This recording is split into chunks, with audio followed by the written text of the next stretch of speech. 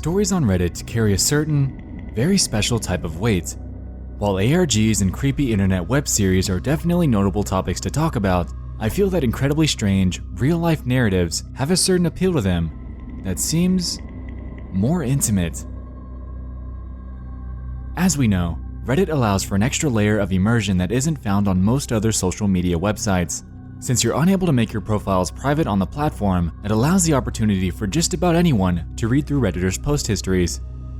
This concept, coupled with anything that might be shared by a user, allows us to get an inside look on the lives behind the usernames, and oftentimes, these can prove to be extremely intriguing. Because of this non-privacy concept, users will often resort to making throwaway accounts with the sole purpose of interacting on just one post or comment thread. It's commonly done to prevent people from digging through their online history, but depending on the context provided, has some mixed results. Tonight, we're going to discuss a throwaway account that I recently discovered by the name of throwaway181718. About 2 years ago, they made a post in the Confessions subreddit about their incredibly bizarre experience with an unnamed cult.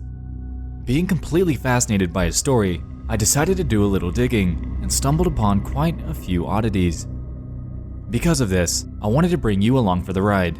We're going to press through his story before picking it apart to theorize on what might have happened to this anonymous user. So buckle down, because it's time to investigate the mystery of the Redditor that escaped a cult.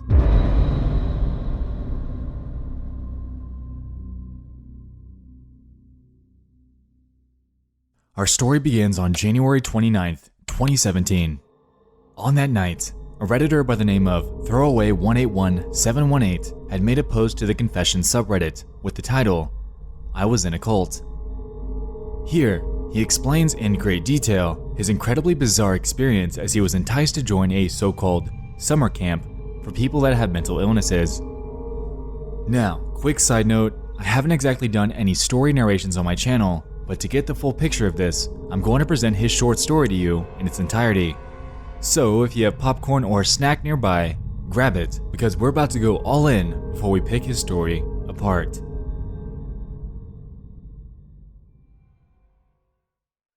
I was in a cult. Firstly, apologies for my anonymity. I don't want this to get back to me, but I haven't told anyone about this. I need to get it off my chest. 3 years ago, when I was in college, I was suffering with severe depression. I took medication and attended therapy and group therapy. One day in my group therapy, our therapist told us that there's a man here to talk to us. For reasons, let's call him Bob. Bob was really energetic, really friendly and understanding. He spoke to us on our level, a bunch of vulnerable teenagers. He told us about a group therapy holiday. We would go away over the summer holidays and do some cool things like rafting, rock climbing, etc. He explained that it was completely free because the college would pay for us to go, and it lasts 5 weeks. Not many people were interested, but I decided to ask him a few questions after the session. He told me it was all about adventure, making friends, and having fun, whilst continuing our therapy. I asked for some details off him, but he didn't have a card, so we asked for mine. Stupidly, I gave him my phone number, email address, and home address. Later that night, I was telling my parents about it. They seemed a little suspicious, but I was trying to convince them. Whilst we were talking, there was a knock at my door, and it was Bob. My dad welcomed him in, and he spoke to both of them, explaining that it's good for my mental health, and it's also a lot of experiences, as well as completely free. After talking for a while, my parents agreed that I could go. They filled out some paperwork, and the next time I saw Bob was when I got on the coach, with lots of other people around my age. Bob was really enthusiastic, and everyone looked excited, albeit we were all having mental health issues. Bob explained that on our first day, we would be doing an adventure course in building a raft to help with teamwork with our fellow campers. We drove north to a walled-off campsite, and it was huge. As we got off the bus, everyone had to go for a physical checkup. It was uncomfortable, but I assumed it was to make sure that we could take part in the events. The doctor was very thorough. When we left, we couldn't find our suitcases, so we guessed they were brought to our rooms. But when we got to our rooms, they weren't there either. I asked Bob, and he said that we weren't allowed them, and that we weren't allowed our phones either. He asked for all of our phones. Me and the other boys in the room refused, but then he said that it was in the contract we signed. Reluctantly, we all gave up our possessions, and he gave us these ugly tracksuits to wear because he, quote, didn't want our nice clothes to get dirty. We did some activities and they were fun, but then we all went for dinner. Before anyone started eating, one of the group leaders said that we all should pray. I'm not religious, and there was no indication that this was a religious group, so I was a bit confused. The group leader said that we should all say thanks to the gods for bringing us all together. I thought this was weird, but assumed that he was just being inclusive of everyone's religions. Later that night, we all went to bed. Whilst we were in bed, another group leader, let's call him Todd, came in and forced us all to stand up. We did, and he told us all off for sleeping in our boxers. He said that we should sleep in the tracksuits. We put our tracksuits on, and as soon as he left, we took them off again. It was summer after all. The next few days were pretty much the same. There were some fun activities, but they were always shadowed by the group leaders acting weird and very strict. The boys and girls weren't allowed to talk to each other. When we went swimming, we went in our tracksuits, and we were only really allowed to talk during these activities. Every meal we had to pray, and the leaders always said things like, "The gods will show us the way to the end." And honestly, I was getting really creeped out. We did exciting activities, but we also had to do some more boring ones, like meditation. They also told us that if we wanted to stay after the 5 weeks, we could stay, and we could invite our families to live with us. One evening, I asked Bob if I could call home, just because I wanted to talk with my family. He said that my family was already told that I have arrived safely and I'm happy. I tried to argue it, but he was determined to not let me contact my family until the 5 weeks were up. I didn't know where they took my suitcase, so I had no way of contacting them. That evening, there was a campfire event, and it was integrated with a group therapy session. I asked to use the bathroom in the main building and sneaked off. There was a small office that was empty and the lights were off, so I went in and used the phone to call my home phone. I told my mom what was happening, and they told me that they'd come get me straight away. In the back of the office was another room filled with suitcases and a plastic box filled with phones. It took me a while to find my phone, but I stuck it in my pocket and then tried to look for my suitcase. Whilst I was looking, Todd walked into the office and caught me. He practically dragged me out and sat me down in the hallway, yelling at me for disobeying the rules. He said I was trying to get to my clothes and it was a sin to be proud or something. He then took me back to the group and told the other group leaders in front of everyone else. The group leaders were then angry at everyone and started going over the rules. We were all sent to bed without dinner. In bed, I was on my phone, texting my dad, who said they were arriving now. I made sure that the other boys didn't see I had my phone. Eventually, my dad texted me saying something like, "We're outside, come now." So I pretty much jumped out of bed and ran out as fast as I could, past the group leaders who tried to stop me from running out of the building. Down the dirt road to my mom's car at the edge of the campsite, the leaders chasing me. My dad got out of the car and locked me in the car with my mom. The group leaders were saying that I wasn't allowed to leave, that my parents signed a contract saying I can't leave until my 5 weeks are up. My dad refused and they tried to open the doors to get me out. Somehow my dad got back into the car and the doors were locked before they could get me out, and my parents drove me home. At home, I told my parents everything. The next morning, Todd and some other group leaders were at my front door. My dad told them to go away as they still tried to get me to come back to the camp, but they wouldn't leave without me. My dad called the police and the police escorted them away. We couldn't see them, but we knew they were watching. I pretty much didn't leave the house for the rest of the summer, and I was constantly peering out of my window. When college started again, I left the house on my own for the first time to go get the bus, and as I walked down the road, I could hear Todd and the others calling after me. I tried to run, but there were around 10 of them. They surrounded me on the street. A few people from their houses heard the commotion, and I yelled out for them to call the cops. A few men came out and a fight started. I managed to run back to my house and lock myself in. The group leaders were arrested, but the next week a new group would show up in my area. Eventually we moved house. I stopped going to college and we had to start a whole new life. We don't live in witness protection, but we use fake identities to stop them from finding us. My parents were in contact with the college and the police. The college stopped funding the group, and the police told us that they would start an investigation, and that Todd killed himself whilst on bail. I don't know much more than that, but I hope that everyone in the group are safe. So, as you might expect, a lot of speculation surfaced after this. On one hand, there were quite a few people claiming that this was fake, and on the other, people were baffled, wishing OP the best. Now, regardless of how you feel about his story now, there is more to it. Remember how I said that Reddit post histories allow us to take a deeper look into the lives behind the posters? That holds true here. Heading over to his profile presents us with quite a few interesting discoveries. In a comment that directly follows his post, he provides an update, claiming that he appreciates a supportive reaction and that he'd like to refrain from giving away too much information. Following this, he provides 5 notable bullet points, containing: 1. In response to the questions about my phone dying, I didn't think it was worth mentioning that I turned it off before I handed it over. 2. I haven't heard from the teens since I left, and I haven't heard from the leaders since we moved house. There was an investigation a few years ago, and I don't know what happened to the group. 3.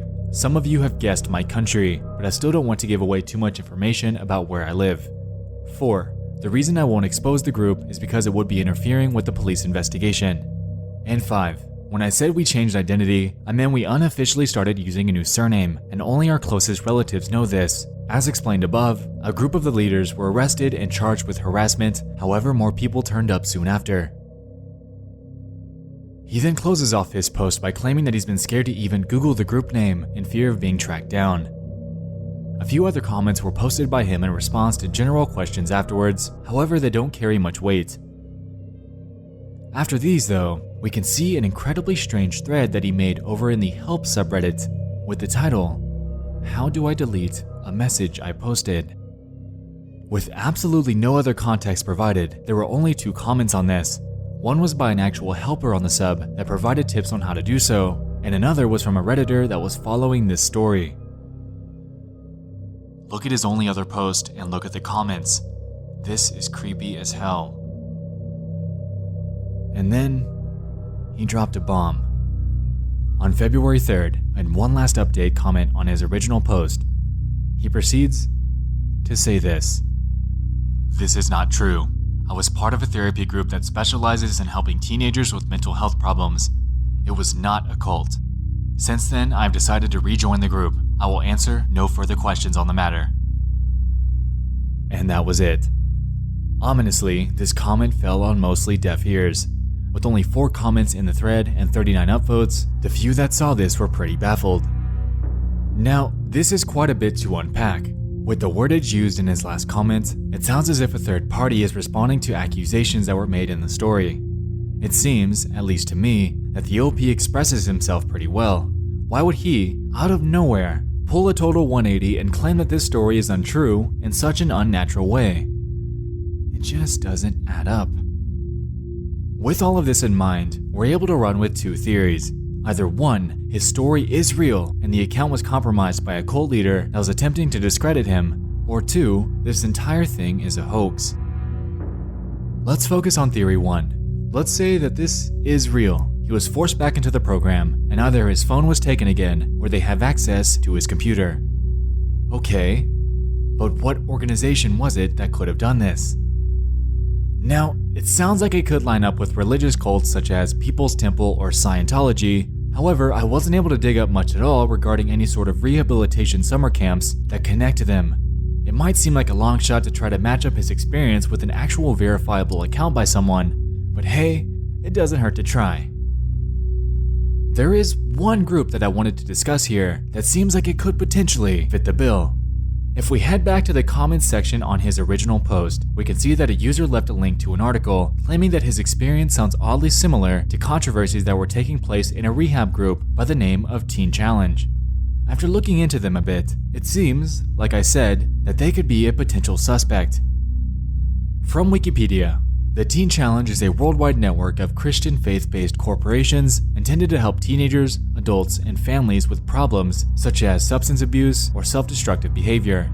It was founded in 1960 and is headquartered in Ozark, Missouri. Now, at face value, this organization sounds legitimate and seems like it has an innocent mission: help people of all ages out of self-destructive or addictive behavior. Interestingly though, if you perform a Google search of Teen Challenge Cult, for example, you can stumble upon countless posts about this group partaking in abusive acts at their summer camps. With this in mind, in that article that was shared, we're able to read up on the underbelly of the organization through a compilation of testimonies given by people that were put through the program. In one account, given by a parent of a student at the Teen Challenge affiliated school, Gateway Christian Military Academy, they claim this. They shaved him bald that first morning in 2008, put him in an orange jumpsuit, and made him exercise past dark. Through the night, as he slept on the floor, they forced him awake for more. The screaming, the endless exercise, it was all in the name of God. In another testimony, someone claimed, "I was at Teen Challenge in Pensacola, Florida for 2 months, and it was very much like a cult. A lot of brainwashing there, It made my problems worse rather than better. I don't recommend Teen Challenge for anyone. One leader threw Bibles at the residents and carried around a baseball bat to scare us. Now, we're able to draw some parallels between the group, their testimonies, and the Reddit story. For starters, OP isn't from the States. In this comment thread here, he basically confirms that he lives in another English-speaking country and also makes a comment about not being able to purchase a gun where he lives.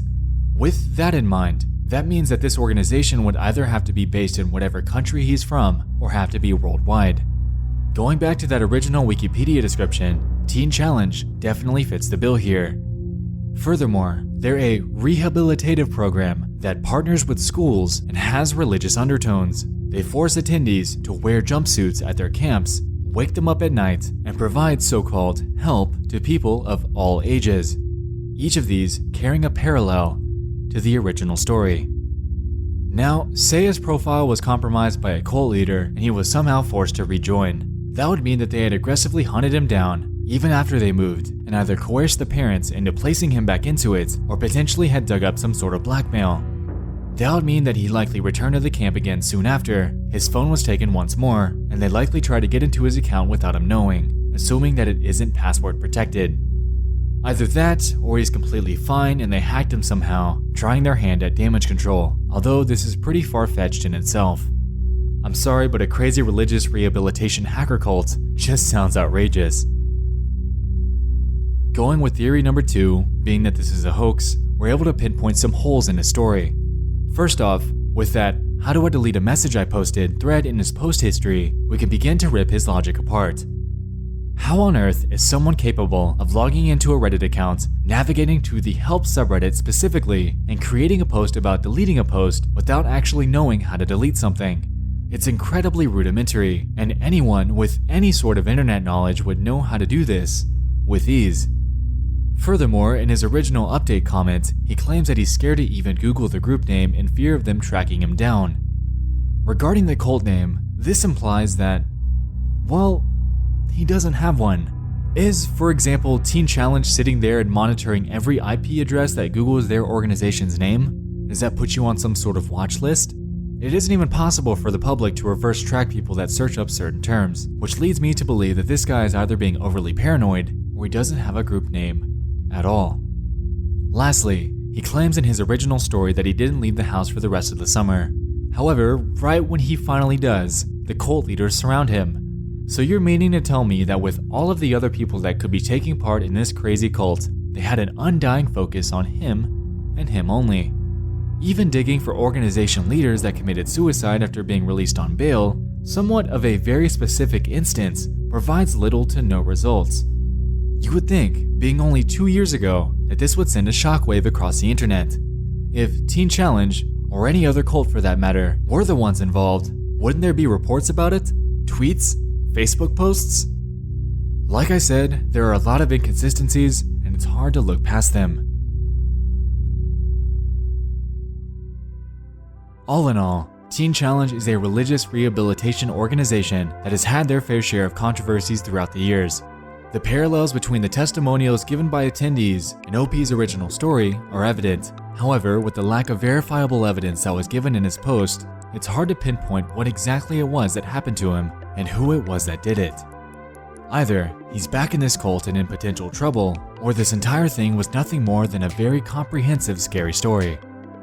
Nonetheless, it's an incredibly entertaining one, and if he ever comes back to Reddit to do the potential update he mentioned, I'd love to get some more insight into his experience.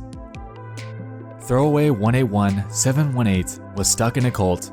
Whether or not it was fictional, his story was indeed a well-written one. With it being just 2 years old, perhaps he'll be back, but if not, it looks as if it'll sit in internet mystery history for good. So, what do you think?